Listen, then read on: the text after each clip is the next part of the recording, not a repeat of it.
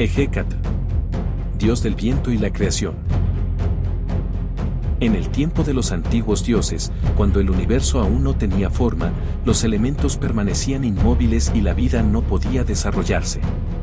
Fue entonces cuando Quetzalcóatl decidió adoptar la forma de Ejecatl, el viento, para insuflar movimiento al cosmos.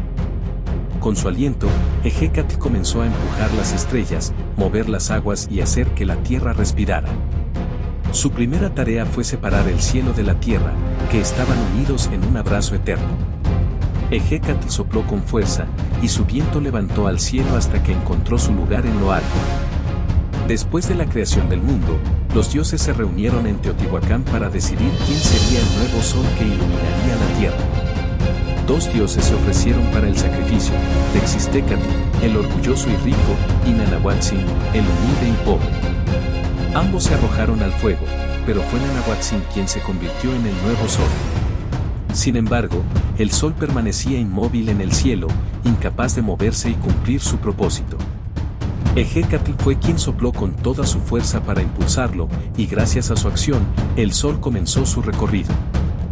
En una de las leyendas más hermosas, Ejecatl se enamoró de Mayahuel, una joven diosa asociada con el maguey y la fertilidad.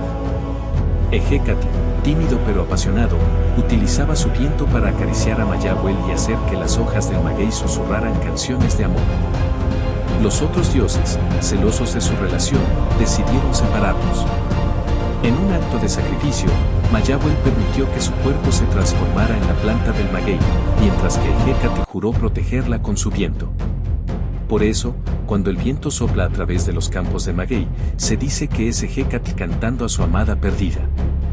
Ejecatl también jugó un papel crucial en la creación de los primeros humanos.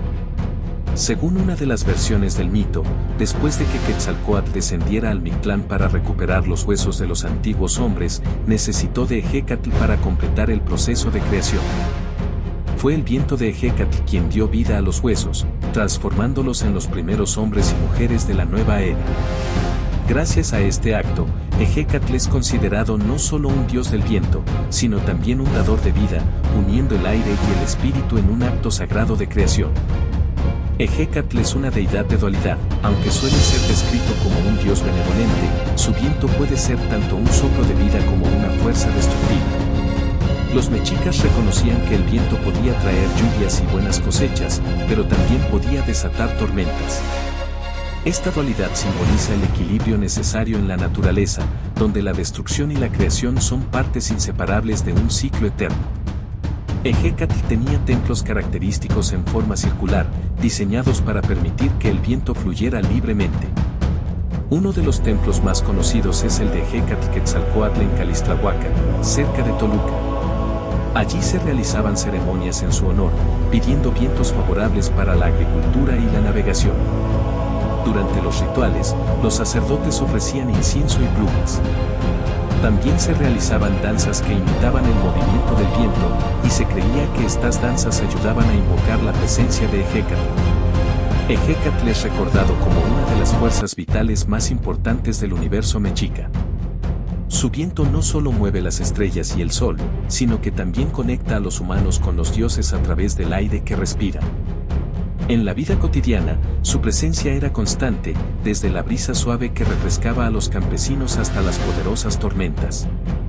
La leyenda de Ejecatl nos enseña la importancia del movimiento, el cambio y el equilibrio en la vida. Su figura sigue siendo un símbolo de renovación, recordándonos que incluso en los momentos más difíciles, el viento puede soplar a favor, trayendo consigo nuevas oportunidades y esperanza. Gracias por ver estos videos, te invito a que veas con más detalle los videos de cada uno de los dioses mexicas, a que des me gusta y te suscribas.